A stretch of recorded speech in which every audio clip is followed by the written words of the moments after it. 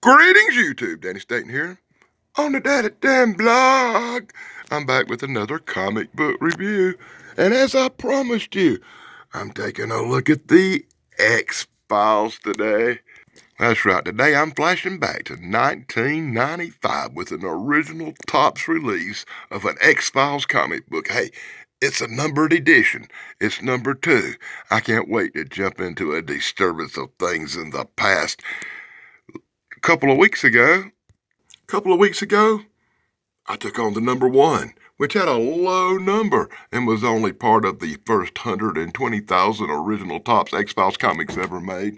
And I've done a few other X-Files comics, so this will be a great one. Hey, that's the Topps number 1 annual from the same series we're looking at today.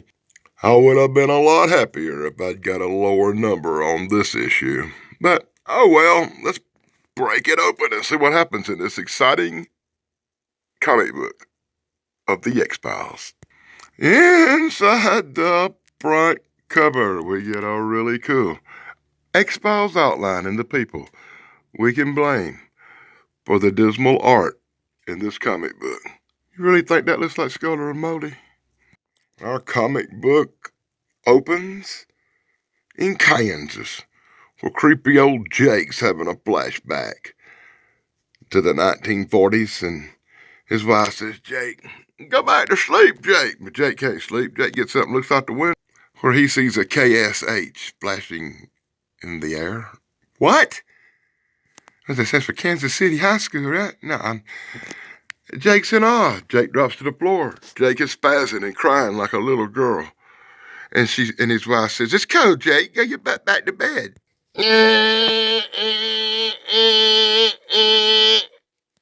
The 7 o'clock alarm rings in Agent Mulder's apartment. Mulder's potting back, remembering the loss of his sister all those years ago when she vanished. Mulder wakes to the screechy sound of the TV going. He clicks it off and wonders what happened to his sister all those years ago. That's some really bad Mulder art too, ain't it? He don't look like Mulder, he looks like Johnny Boots. So in full shiny, glary panels brought to you by the Daily Dan blog, we take on the X-Files today. Mulder awakes to the men in black staggering around him, telling him to get up, get dressed, get ready, and we're rolling. You could be in danger, Agent Mulder, that's right. It seems like witnesses to UFO encounters are being killed in Kansas. Scully fears for Mulder's life and arranges for the men in black, the other FBI agents, to snag Mulder and throw him in the car so he may help them investigate the deaths of all these UFO witnesses, you know, him being one and all. Here, check out the file, Mulder. So on April 1st, 1948, something tumbled from the sky in this UFO event that is only second to Roswell. Really? You know, I'd be a little suspicious of any UFO crap that happened on April Fool's Day. It's April Fool's Day. That kind of makes you suspicious, right? So Mulder and Scully race off to Kansas to find out why UFO witnesses are mysteriously dying. And arriving in Kansas, they see that they have a big party and a celebration of the UFO crash. It's a big event. It's a party. Scully and Mulder head out to visit old Jake, and old Jake reveals the story of the UFO crash. He reveals the story of teeny tiny alien bodies that he helped dispose of. He feels really bad for his part in this cover-up. He cries. He's upset. Scully heads over to do an autopsy on all the other witnesses who have died. Apparently they kept their bodies in a cooler. While Mulder goes over to check out the UFO conference and hears the other witnesses regale them with their tales of men in black and UFO cover-ups.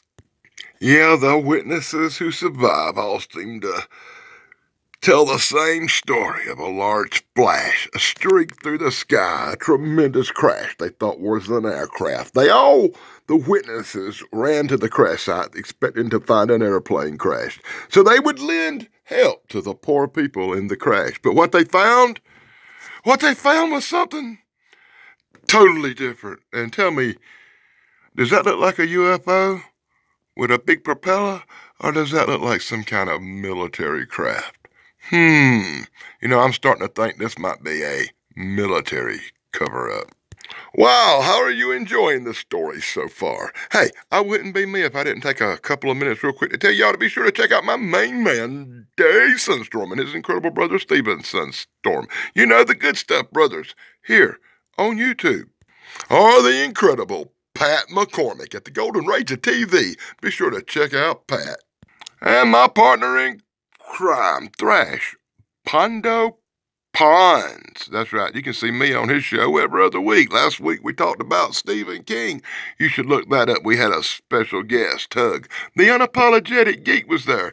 Oh, and be sure to check out BBB, Brainbenders Banners, where you can see me every Saturday night as an official member of the panel. It really gets me that they show these really cool cover art. They do such wonderful jobs on the cover art, and the inside of the comic book looks like a dismal nightmare. Hey, let me give a special shout out to BK on the Air, Big Guys 45, my man Corey at Corey's Comedy Channel. My flock is everywhere, Sarah, we love her. The Nostalgic Pod Blast, Chance, Retro Nerd Girl, AAP, Homestead, I Pay for Life, Harold the Hatter, and the Unapologetic Geek Tug. Hey, and a special shout out to Gypsy Road. Every time I do one of these kind of comic books, Gypsy Road, Eric, I think about you, brother. We miss you, man. So enthrall exciting panels brought to you by the Daily Damn Blog. The Scooby-Doo adventure continues today.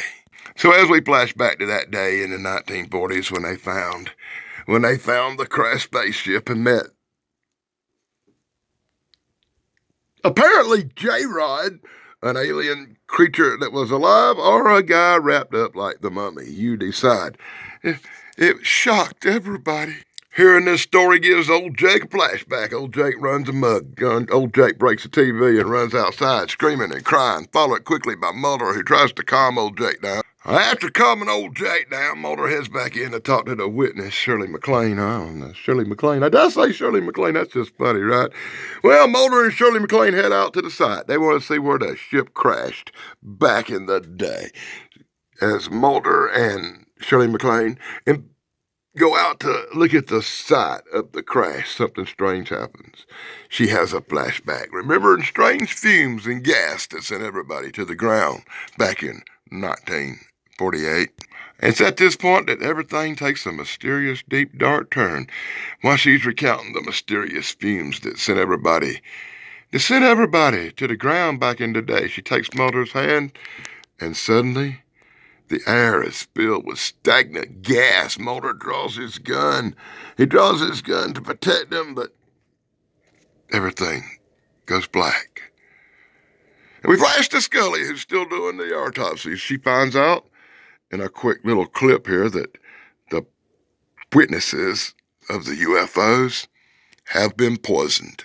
Dun dun dun dun. Mulder wakes up in a jail cell with Scully lingering over him. Scully says that they found a witness with a bullet in her head. It looks like it come from your gun, Mulder. What is happening? And he has no memory, except he was found unconscious, and they put him in a cell instead of the hospital. That's a little Toucan Sam bizarre right there, buddy. Don't you think so? That's just weird. Anyway, the witness is dead, shot in the head with Mulder's gun, so he's in a jail cell till Scully bails him out. Scully heads back to old Jake's house because she wants some answers. Old Jake holds the key to this mystery. She's absolutely sure of it. As she checks old Jake's house, she has a look of shock on her face. Yeah, she has a look of wonder because she's starting to figure it out. She goes up and talks to old Jake, who relays to her that the aliens were in suits like humans and actually had cash, because how many aliens carry cash? As a hooded figure with a canister creeps up the steps in the darkness. Unknown person with an evil intent. It had to be aliens, screams old Jake. as the man gets closer and closer. And it's at that moment Scully realizes she's been gassed.